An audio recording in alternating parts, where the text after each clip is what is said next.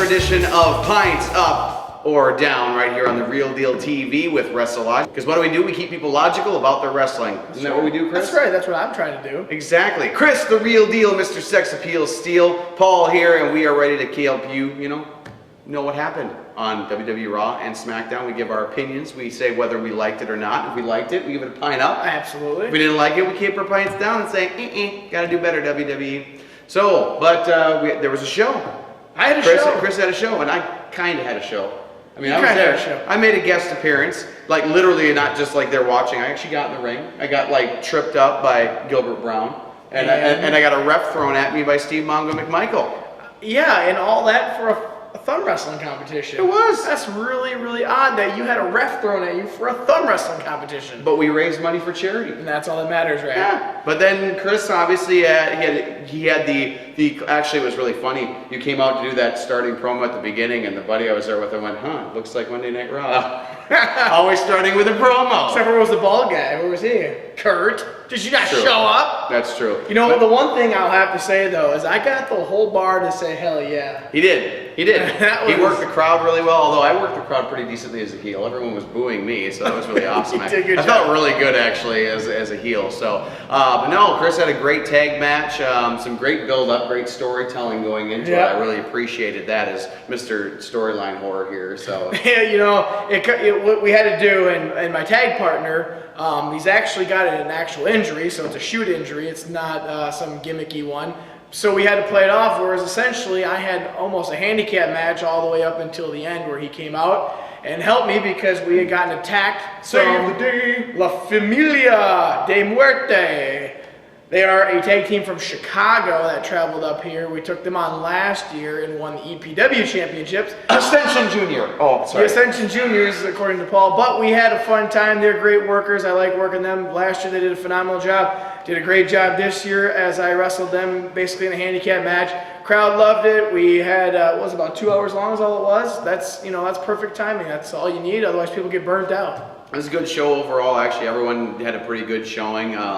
The only thing that I would give as a critique was, and this wasn't anything, I don't think this was his fault because you said it too. It looked like the Chupacabra was having a little bit of trouble off the ropes, but the ropes were kind of set funky. So right, yeah, that's what I was told. So I don't think that was completely on him. With a low ceiling, you have to make the ring lower, which is really odd because then the ropes get lower, and then you look like the Big Show in there, and I'm only 5'10", so kind of odd. But they were really loose too. It looked they were loose as well, so you had to be careful ropes. as well. Because I remember I went up there afterwards to like Ultimate Warrior, and I was like, whoa, these are really loose ropes. That's not how it's supposed to be. But here, we just pulled back the curtain a little bit for everyone. Hey, you know what? Behind the curtain coming soon, huh? Exactly.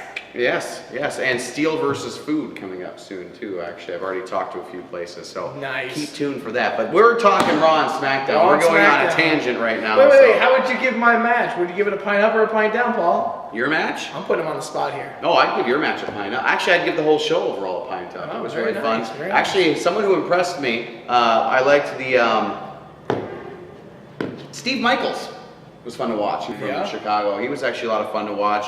Very Braun Strowman, as a matter of fact, actually. So I was impressed with him. If I had to give my moment of the night for that, I'm going selfish. Getting a ref thrown at me by Steve Mongo McMichael was pretty awesome. It doesn't happen very often that Paul gets a ref thrown at him from Four Horsemen. So. Pretty cool. It was a lot of fun. So maybe a preview of things to come. We'll see what happens. But let's get into it. All right. Raw opens up with, as always, yes, Kurt coming out with Constable Corbin. Talking about the week before, and then it gets interrupted. Roman comes out, and Roman and Corbin start having a little bit of a shouting match, and then right now we had a match between Roman and Corbin, and wasn't that it was bad? It just said it was cheesy. It wasn't even cheesy to me. It was predictable. But for as big as they're trying to make Roman seem, I just felt like Corbin had way too much offense. Yeah, that's true too. If they're trying to make him look like this guy who's going to dominate Brock Lesnar, yet he got chopped down so much by Baron Corbin, that says to me that Baron Corbin has a shot against Brock. It almost should have been another guy coming out and having a match with Roman, so he could have been powerful, because you're not going to make Constable Corbin, they're not going to make him look weak, so he had to have some offense. Yeah. But like you said, it kind of makes him look like, oh wait, he can compete with Brock Lesnar as well. So exactly. yeah, you got two logistically in your head, So that's why I can't drink to this. There wasn't anything. My favorite part about it was that Finn came out though and kind of like stopped him because he tried to run away. But the only bad thing about that then is that means that the Finn and Corbin feud is continuing, which makes me sad. So that's okay. Keeping the pint down. Backstage, Ron is just getting amped up, because she's having her first on Raw match. Obviously, she's been part of the Raw brand for some time now, but has not actually wrestled. Right. So excitement building behind that. Actually, I think that's like the biggest selling point of this Raw was that she was actually going to wrestle for the first time on television. Right. And I think it'll be interesting to see once all the ratings are set. I have a feeling that this is going to be one of the higher rated I'm sure. Raws because of that. So, but no, I will admit I was excited about it because I actually think she's a lot of fun to watch wrestle. She's not the best on the mic yet. She'll get there, but she's still a lot of fun to watch wrestle. And we'll talk about that when we get to the main event. Exactly. So nothing worth drinking over. So then Seth backstage being told he's going to have a tag match against Drew and Dolph. And of course, at this point, I'm just saying, please, please, please, Dean, come back. At this point, though, I even would have been okay with a Jason Jordan return with him. Yeah. But we'll find out in a little bit here why it just turned into a big steaming pile of poop. But anyway, up next, though, something I never thought I would be excited for. Bobby Roode versus Mojo Rawley. That wasn't bad. This was actually it was a fun match. And it was a surprise ending for me. I thought Mojo was going to get the win. I did too. Bobby Roode did, and I was glad to see that. So I'm going to have to give it a pint up just because I was not expecting that. I figured Mojo Rawley, they're trying to make him look strong, so he was going to get the win, but he actually didn't, and I was kind of surprised at that. And it was fairly clean. I mean, there wasn't any shenanigans, but it was almost a slight Mojo screw-up caused him to end up getting into the... So it still leaves it open that this feud can continue, which, surprisingly, I'm okay with. So, I don't know. I'm saying pint up to this, so I actually enjoyed this. Me too. They work well together. What do they say? They have good chemistry in the ring. Chemistry is it. It's not physics. Yeah. Out next... Elias doing his thing, getting the heat. It started feeling like a rinse and repeat from the week before because then Bobby came out. But thank God Bobby Lashley didn't sing again. At least he came out and actually this surprised me. He came out and got a pop this week. Like when Bobby Lashley's music hit, people actually popped for it. So I was like, oh, finally. Maybe he's actually turning people around. And then basically Elias tried to get the upper hand and didn't. And Bobby ended up looking good, came out strong, kind of beat him up. I did really like the camera crew following I was just going to say that. That was hilarious. They're getting shots of him on the ground and all this. It was kind of funny. I'm not drinking, though. Yeah, I'm not drinking to it. I'm just excited to see that people are getting... Because I actually really like Bobby Lashley, and I think he's just kind of getting the shaft, so it's nice to see people... getting excited for him finally. So hopefully this is what does it. We'll see what happens. Really, you should be with Lesnar but whatever. Yeah. That's beyond the point.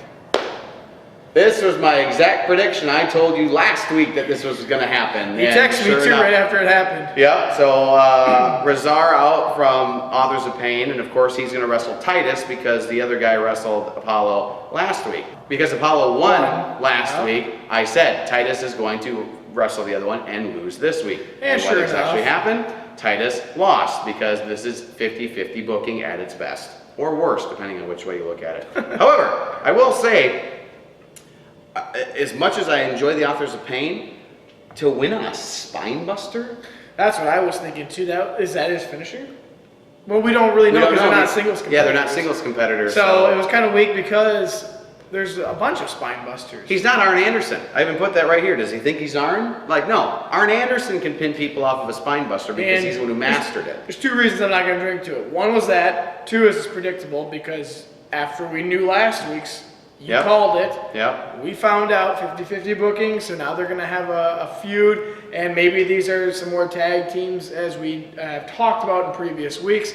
The tag division in Raw is slightly under what SmackDown has, so they need to really revitalize it. And you know what? I wouldn't be mad if this is what happened. If we had a bunch of tag teams such as Titus O'Neil and Apollo and then the Authors of Pain, that'd be fine with me. There's no direction though, so it's kind of maybe it'll come together. We'll see what happens. The KO show is back. I was kind of excited to see this, but I was a little weirded out at first. I'm like, why is he not in the ring? And we obviously found out why he wasn't in the ring. Because obviously Braun can't tip over a ring. But he can tip over a stage. Well, that is true. But he can tip over a stage. Overall, I thought the little segment was fun, you know, and fun, I actually really enjoyed it. And then we had a match again, but as much as I would love to always be drinking to Braun Strowman too, because I love Braun, I love his character, I love what they're doing. This was an exact replica of last week, with the exception of the finish. Obviously, instead of a count out, it was a disqualification because he hit him with the briefcase, which looked like an accident more than anything else. So I can't drink to it as much as Braun, don't kill me, please. I'm not trying to get those hands. I don't like what Creative is doing here. You want to know the one thing I noticed is that Jinder isn't that much smaller than Braun Strowman. Height-wise, yes. Jinder's a pretty big dude. I think in his gimmick now, to me, is like he was this badass, you know, not taking crap from anybody, heel. And now all of a sudden he's into this, we need to pray, we need to do yoga, we need to do meditations, whatever we need to do in order to calm ourselves down. It's so weird. Yeah, it is weird. I mean, it should be who he was. It's funny, but that's all there is to it. It kind of stinks though, because he was the champion, now all of a sudden he's a goof off. Yeah. Well. But yeah, that's one thing I wanted to notice, that Jinder's not that much smaller height-wise than Braun. Now girth-wise, but to me, it should, that wouldn't be a match I would want to see Jinder get squashed at, because that would kind of be unfortunate for him. Yeah. So anyways, I'm not drinking to it, but same stuff. Yeah. So then up next, we find out that Roman is going to be Seth's tag team partner. Roman. The big dog is going to be Seth's partner. Although I thought it would have been really funny if Tyler Breeze had been his partner. I think that would have been really funny. So it's good to see Tyler Breeze getting some TV time. At least they're not completely throwing him to the wind that Fandango's gone. But I was really disappointed in this. I'm like, oh, really? But then he gets pulled away, and Corbin says, nope, you already wrestled tonight. You don't get to. Stephanie says so. So then once again, got hopeful yet again. Got hopeful for a Dean Ambrose return. But so we'll see what happens. Please, Dean. I was thinking, I even put a note there. Please. So then we had the match. I'm thinking, okay, so someone's going to come up and be his tag team partner, but no, it's just a handicap match. Just like I had. Yeah. So, and he, except with the opposite result, because Seth ended up losing. Which I think in this case needed to happen. Well, yeah, absolutely. I think so. I think we need to continue building the 2-on-1, so when Dean or maybe Jason Jordan comes finally to the rescue, whether it's at SummerSlam or next week, I think it's going to make it that much bigger, because now he's kind of down and out in the dumps because he just got beat, If Seth won, that would just be ridiculous, because it would make the other two look so weak. But the match itself, though, still, those three work really well together. I would drink to the match itself. The match, good job, guys. B-Team out. New music already. And I'm not... I hated it at first, but I think that they're still supposed to be heels.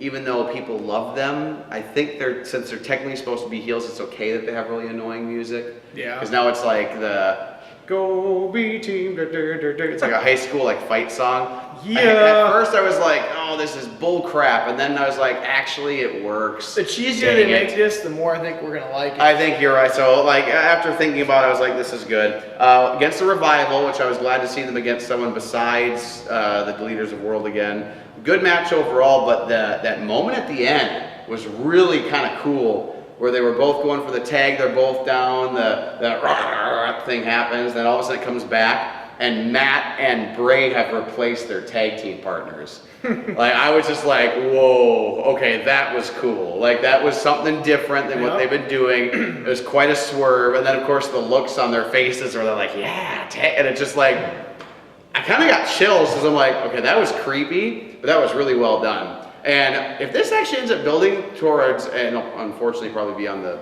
the pre-show. Or no, actually, they booked it for next week. On the B show. No, actually, I think they booked it for next week on Raw. I think it's a triple threat tag match between the three of them.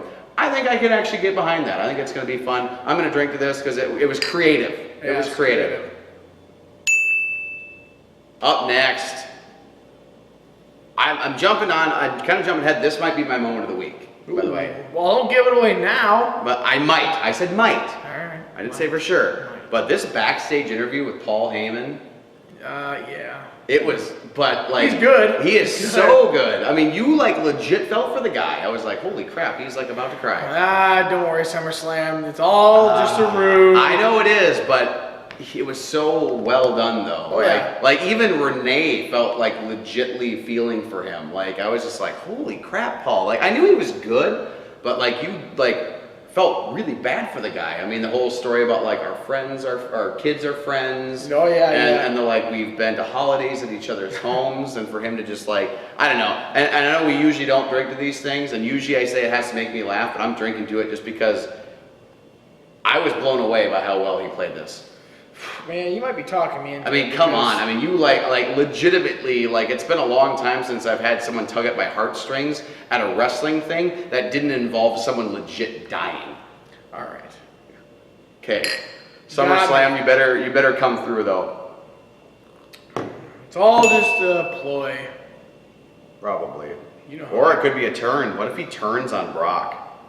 Actually, I heard an interesting conspiracy theory that it will be a turn on Brock, then Roman will win the Universal Championship, but actually go heel with Paul Heyman behind him. See, that's what I was just gonna say. Holy that would make sense. crap! With that, I would actually finally like Roman because that would be awesome, personally. But unfortunately, because that's a good idea, WWE won't do it. So just remember, the people who love wrestling most hate it the most. that is true.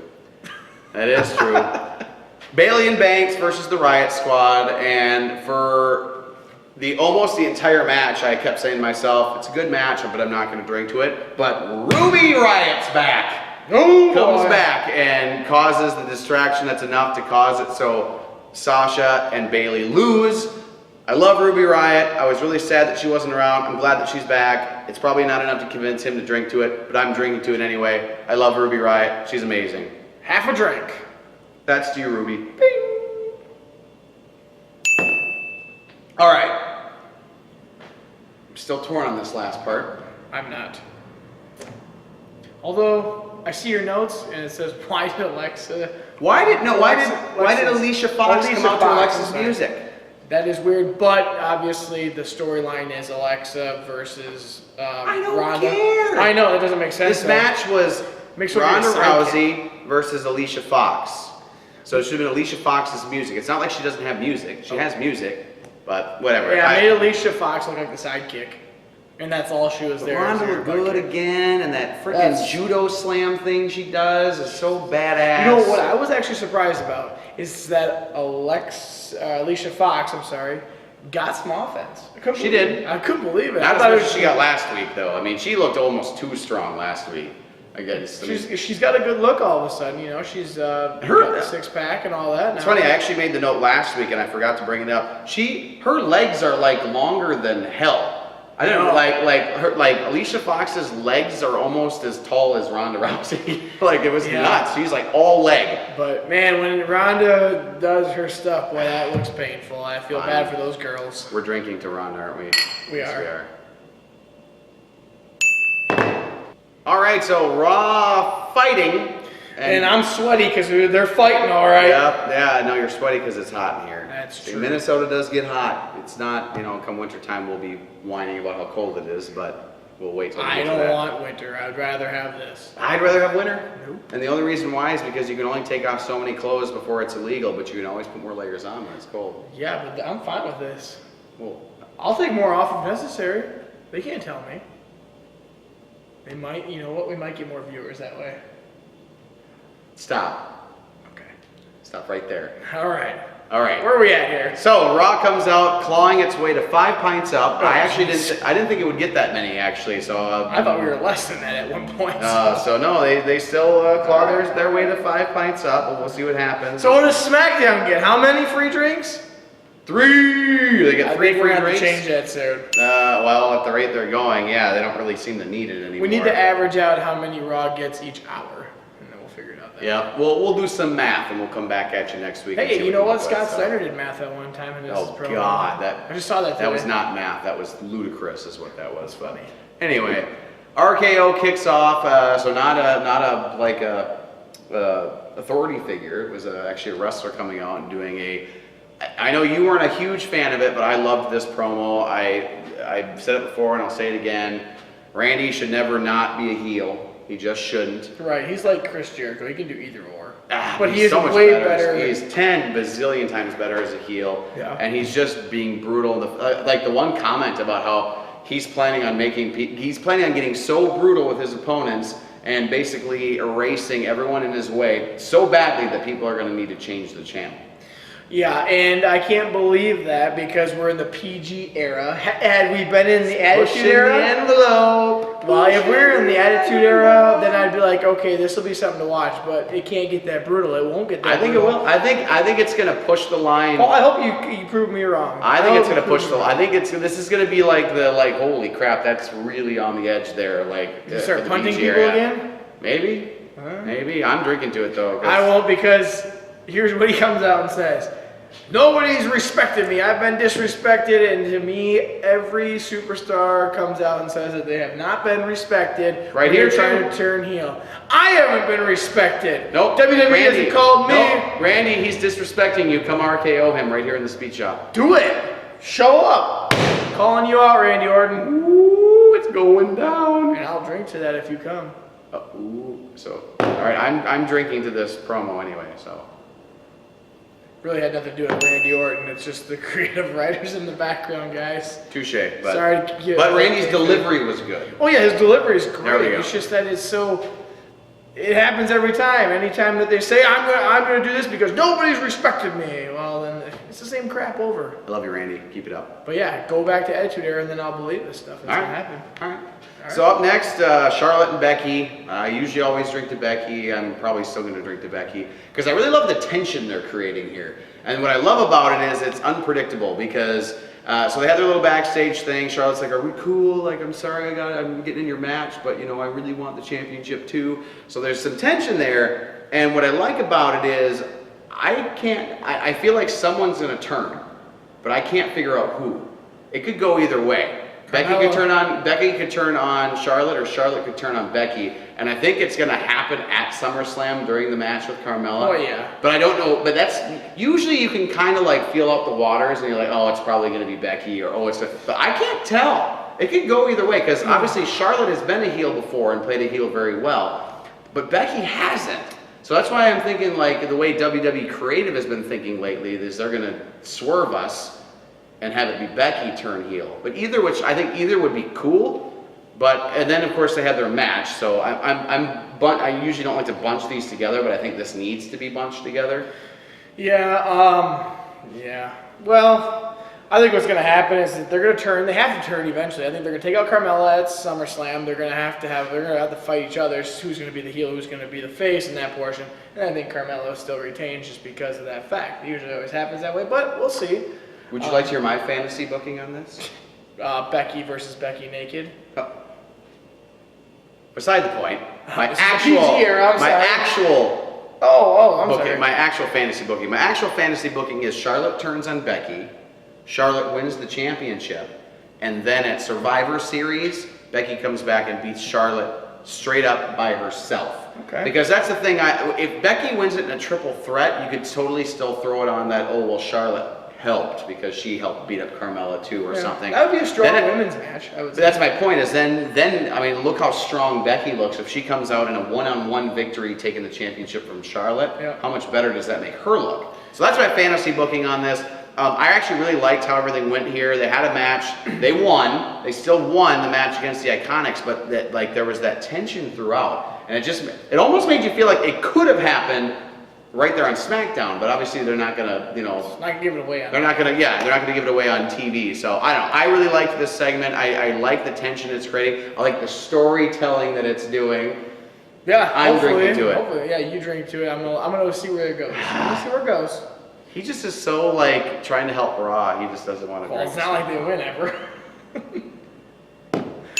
No matter how little I drink, you'll make up for it. Apparently. Out next, or not out next, but backstage next with the New Day, they ended up interviewing themselves, which I thought was kind of funny. You know, to get up for the match, not going to drink. Although it did make me laugh out loud, but like it was more of a that was really stupid laugh, but it made me laugh. So, but New Day, you guys are funny. You're good. You're very entertaining. So I guess keep up the good work. Then next we had a short video of Miz accepting Daniel Bryan's challenge for SummerSlam. So we are going to get Daniel Bryan versus The Miz at SummerSlam. Only one of two matches currently on the card with no stipulation behind it, which I thought was kind of funny. Yeah. Because we have Baron versus Finn, and we have Daniel versus The Miz. Every other one is either a stipulation, like the Kevin Owens can win the Money in the Bank, or it's for a championship, which I was kind of interesting. So these are the only two matches on the card. And this I would almost consider, and they don't do these anymore. They used to label them this, but this is like a grudge match. Remember when they used to call them like grudge matches back in the day? Like this is one. Or I think they call them non-sanctioned matches now. Oh, right, you know? yep. Like with Ciampa and Gargano back in NXT, they had that non-sanctioned match, which was freaking badass. By the way. They should. Okay, here's what they should do. This is like one of the best. This is like one of the top three. Are you fantasy booking this? No, well, I'm going to tell you what should happen. They should have a hardcore match. I mean, look at how they don't have fantasy booking in a way. Yes. Yeah, okay, fine. I'm fantasy booking this because, first of all, we don't have a hardcore match, do we? No, we have a hardcore match, and even if it was just like a street fight, like a street. Remember, as much as people like look down on the match, I actually really liked it. Remember back when Roddy Piper and Goldust had that street fight, ended up out in the alleyway, and like, and Goldust ran freaking Roddy Piper over the car. That match is awesome. I don't care what anybody says. See, this is getting come at me, bros. This is getting so personal that this is where this should go, I think, because when it is that personal, a wrestling match is okay. That's cool, but there's rules to it. You should have no rules to this type of match because of how personal it seems like it's getting. And The Miz does a great job acting. I mean, these are so believable. These promos, I'm blown away by it. So, truth. It is a segment. We don't drink to these, but I'm going to sip on this one just for how good for the last 2 weeks that The Miz's promos are and how personal it looks like it's getting. So it's not going to count towards anything, but it's just a sip. I'm not drinking to this because there's more to come. Yeah, but it's still good. It's still good promo work, finally. It's not cheesy. All right. Out next, AJ Styles, which it's 2 weeks in a row we haven't seen AJ wrestle. Nope. He wasn't even on the show last week, which kind of shocked me. He finally had his kids' soccer games. Yeah, right. But I mean, this was kind of like interesting to me. This is a very unique promo because usually after what Joe said last week, you'd have AJ come in and be like, no. But he actually agreed with Joe, which that caught me off guard. I think he's like, you're right. I have been like getting away from my family too much, and I was like. That's why I took the time off. I was like, holy crap, like, what? But then, of course, it came full circle with but you didn't have any right to call me out on that. Like, we've been on the road together. We've been in the ring together in the past, which was kind of weird because they usually don't bring that kind of stuff up. Especially in a different company. Yeah, because this is back in Impact and TNA, and I think New Japan, too. But I was really shocked. And I think that's why I actually want to drink to this promo because I'm in the radio business, and what we call this is shocking broca. Basically, what it does is it kind of hits you in the face with something that you like. Okay, I was not expecting that at all. Because this promo like completely caught me off guard. Like I was like, okay, first off, he agreed with Samoa Joe. Then he brings up TNA and Impact stuff. I mean, they really turned this. So now we have like 2 grudge matches, even though this one will be for the title at SummerSlam. We have Joe and AJ, which is now, this is a very personal battle, just like The Miz and Daniel Bryan is. And the promo from last week from Joe and this one has now, I was already invested in this match for the work ahead of time, but now with the storyline, I'm like all in on this match. Yeah, you know, when you were talking about, he came out and agreed with him, you know what that reminded me of? It reminded me of the last rap battle in 8 Mile. Remember, he defends himself, and then finally he goes, here's what he's going to say about me. So he just puts it all out there like, yep. I've never seen 8 Mile. You need to go watch it then. But anyways, it's like, yeah, he's agreeing with them and telling them all the things that he's doing wrong or the things that people might call him out on. And he just said, yeah, this is what's been going on. So very interesting. I'm not going to drink to it just because I didn't really drink to Miz. It didn't count. I just said good job on the work. Oh, there was a ding. Ding! There was a half ding for Miz, so. All right. I like the other one better. Sorry. That's fine. I liked this one better, so. There we go. Now it evens itself out. There you go. More for SmackDown, which I know you don't like, so. All right, next, Rusev and Lana backstage and kind of like making amends because Lana was really mad at Rusev for not being at ringside last week. And then Aiden comes into the mix too, and I was just like, what? I thought for sure someone was going to clock Aiden, but then he apologized and they accepted it.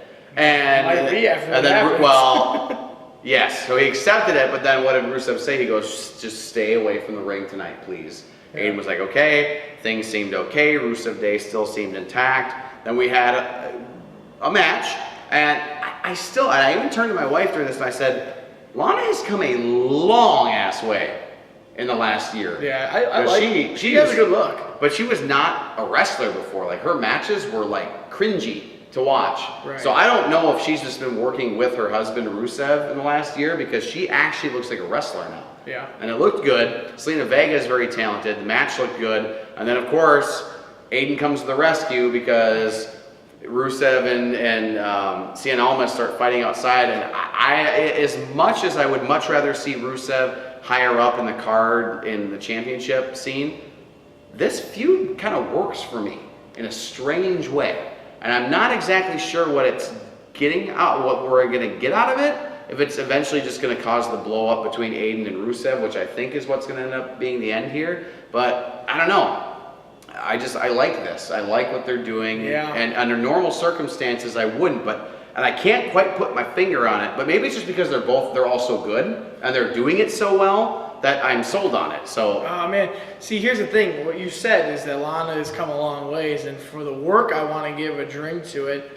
I'm also interested to see what's going to happen here with this Aiden English thing. I think it's just a matter of time before it explodes. So here's to Lana and a little bit of Aiden English.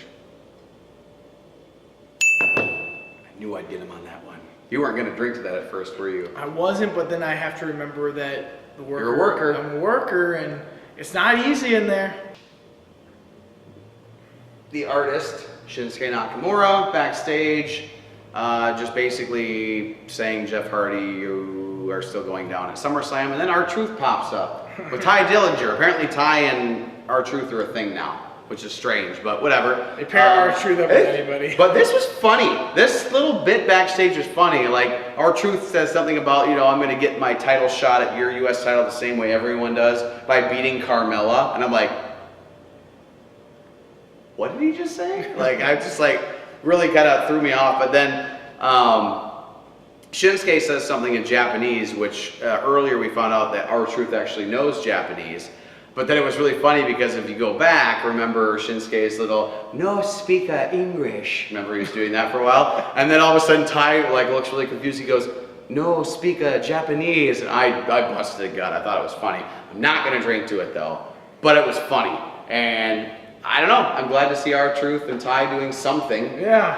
So. You didn't really know R-Truth was back. No. He's there still. It was funny. It was funny. And then, so apparently we are going to have a match between the two. But before that, we had another promo with The Miz and Byron Saxton interviewing him from the ring and The Miz being on site somewhere for filming Miz and Mrs., which I'm still enjoying, by the way. Still enjoying. It's a good show. I actually really like it. Take my man card, whatever. I like it. All right. But anyway, but then Daniel Bryan attacks him out of nowhere. I was not expecting that. I thought if he had been backstage at the show, which obviously they were, but then he would have gotten attacked. But to be attacked on set, good stuff. Keeps the feud going and continues to make it more of the grudge match that we really believe this is. Do we drink to both? Well, I already drank to the earlier part. To me, it was all one thing. So. Well, if we're combining them, then I will take the other half and make this a one then. All right, make it a one then. Raw, I think we're done. Oh, they're done. Next, Nakamura, R-Truth. There's not a whole lot else to say. It ended exactly how we thought it would. R-Truth It got did. smoked. But as a worker, I have to drink to this because I couldn't. It was believe It was actually a good looking match because R-Truth? R-Truth did get some decent offense in it. Well, okay. Now that I'm starting to remember things. He did the splits. He did some crazy. Okay, yeah, Like I'm a drinking Hurricane to it Rana too. or Yeah, something. yeah, you're right. And now once I started really recalling the match again, you're right. That guy, and he's 46, I know. That's the other thing. and he looked amazing. You're right. I'm drinking to this. He actually has a good look too still. No, he does. For a guy who's 46, he still looks shredded. Yeah. So to R-Truth's work, I mean, obviously we knew the outcome of the match, but his work was awesome. I was not expecting him to get that much offense. Yep. And the that offense splits he did get. with the splits duck to the clothesline from Shinsuke that was bad. I don't remember him ever doing a Hurricane Rana either on somebody. Oh, that's Jumping right. up on Yeah. his shoulders and I was really nervous too because I could tell that's what he was going for, and I was like, "Don't hurt yourself." Okay, he's okay. Well, when they get to be that age, you just start to worry a little bit, you know. Yeah, I don't know if that guy's aging. Maybe not. Maybe not. Next. Kind of another one that it was there. I was glad to see the Bludgeon Brothers on television because we haven't seen them actually wrestle in a while. Yep. Actually, a long while. So I was glad to see them wrestle because I always love a really good squash match when it's someone that should squash somebody. Yeah. Like the Bludgeon Brothers should squash people. I don't think I can drink to it though. Like as much as I enjoyed it and I was like, yeah, Bludgeon Brothers, kill them. I don't know. I don't think I can drink to it. No, I'm not going to drink It's to just it. jobbers. Yeah. It is what's supposed to happen. Yeah, but it was kind of cool though that it was a 3-on-2. Like it kind of came out of nowhere. I'm like, first off, who are these guys? Why are there 3? Like, are they the Hispanic New Day or what were they? The Bludgeon Brothers still look like Nintendo characters. And I like that. I'm okay with that because it reminds me of the old 80s, early 90s, larger than life characters. Oh, Doink the Clown, bring him back. He's I know dead. he's dead, but you can bring him back. Anybody can put on a That clown is true. costume. That is true. But no, I mean, just look at some of the ones we have now. I mean, we have the Leaders of Worlds, we have the Bludgeon Brothers, and then of course Braun Strowman, that are just all these larger than life characters. And I love them. I've always loved them, and I'm glad that some of them are back. I like the more reality-based characters, I guess, like you'd be talking NWO back in the day and stuff like that. Not gimmicky, just badass. Too sweet, bro. All right, but main event, dang. Yeah, it's good. New Day versus The Bar. As much as I wanted The Bar to win, the match was so good that I almost didn't care. Yeah, it was a good match. I mean, it was almost a half an hour long, too. I know, I'm torn because it's good work, but I've seen it before. That's true, but It was good work. It was such good work. I mean, that was one of those matches that, I couldn't look away. There were so many false finishes. There were so many big moments. The missed big splash on the apron was crazy when Big E went for that. Because I legit thought he hurt himself. You know, Kofi had, of course, his big jumping and aerial spots that always look fantastic. The Bar looked fantastic, you know, if it's their first match back. I mean, obviously there was zero ring rust for them. There was none. They looked like they've been wrestling the entire time. Like they went and did a little indie stint while they were gone, you know. I'll drink to the work. Absolutely. Okay. All right. All right, so SmackDown coming out on top again, 8.5 pints up to Raw's 5 pints up. SmackDown, they're just a better show right now. It's better put together. And giving credit, once again, where credit is due, Adam Pacitti at Cultaholic put it best. He goes, why is it that WWE shows can't both be good at the same time? You ever notice that? I don't know. It's when Raw is good, SmackDown stinks. When SmackDown's good, Raw stinks. It's just they can't be good at the same time. So I don't know if they're shifting their writers and the good writer keeps They think they're doing good. Well, of course they do, but I don't get it. Why can't everything just be click and work and maybe whatever? the numbers are working out. It's because Dean's not there. When Dean comes back, No, it's Raw will because bounce Cena's back. not there. Oh. Hate if you want. I actually like John Cena. I love him. I do too. He's good. He's like one of the best mic workers since The Rock. I mean, yeah. Anyway, John Cena, we miss you. Yeah, I do. Never give up. All right. Chris, what was your moment of the week? My moment of the week is keeping the Daniel Bryan storyline and Miz storyline. I think it was my moment last week.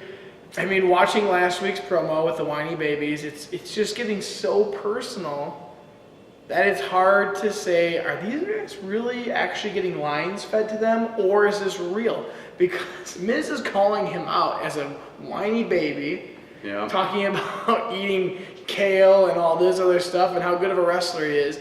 But his believability, his delivery with all, if they're lines, his delivery is awesome. They're awesome. But it's making it so believable. And that's why I have to go with that once again this week. I think I did the same as last week, but that's okay. That means they're doing a good job, I guess. Yeah. For me, as much as I really, really liked Paul Heyman's shtick, he talked himself out of it earlier in the show, I think. I did. I actually am going to go with the main event of SmackDown. I loved that tag match. That there was just, I mean, to me, that was a pay-per-view worthy match on television. I mean, the spots, the fact that it was like 23 minutes long, which is not something you get on TV typically anymore. Nope. And just, they both, and I'm stealing again, I feel bad, which I like to give credit, once again, where credit is due. Adam Pacitti from Cultaholic, he said it the best when I saw this. They both seemed, like they wanted it. They really looked like they wanted it. And so much lately, it just kind of seems like, on the tag division on Raw, they just feel like they're going through the motions. Yeah. Where this, makes the tag titles seem important again. And that match, to me, totally put them up on a pedestal again. They both wanted it so badly. So that's my moment of the week, is that tag match. So perfect. Well, let's have a pint up to these two moments. All right. So once again, SmackDown coming out on top, 8.5 pints up to Raw's 5 up. SmackDown continues to wail on Raw. But once again, Chris, the real deal, Steel, Mr. Sex Appeal, and I'm Paul. And don't forget, actually, you've got a few shows coming up that we need to keep on our calendar. August 25th, I'll be live, and we may have a special guest on that one. I'm not sure. I might have someone following me to the ring, escorting me. Sounds like a bit of a weasel. He does sound like a weasel. But August 25th, here in Winona, Minnesota, at the East End Park Rec Center, 7 p.m., I will be there facing whoever the heck they have me face that night. Also, September 2nd, I will be at RCCW in Onalaska, Wisconsin, finally getting me on the show. Not sure what's going to happen yet then. And then we may have another one coming up here soon. I'm not sure if we should break that news yet. September 22nd. It's happening. All right, we're breaking the news. We're not going to say what's happening. We're just going to say that September 22nd in Winona. Keep it on your calendars. Stuff's going down. I'm not sure where. I don't know. Do you know where it might be happening? I don't know. Let me take a drink real quick. But it's going down, and it's going to be awesome. But once again, it is Pints up or down for WWE Raw and SmackDown right here on The Real Deal TV. It's WrestleLogic, keeping people logical about their wrestling. Like the video, share the video, subscribe to the YouTube page. I can't stress that enough. Your subscriptions to our YouTube page help us more than you know. So help us spread the word and keep people logical about their wrestling. We'll see you again next week. Don't forget to tune in to Raw Light and SmackDown Light if you just need that short snippet to be caught up on what happened this week on your WWE shows. We've got that too. Chris, the real deal, Mr. Sex Appeal Steel on Raw Light, and myself on SmackDown Light. But until then, we'll see you next week with another edition of Pints Up or Down, right here on WrestleLogic. Sell it! So sweaty.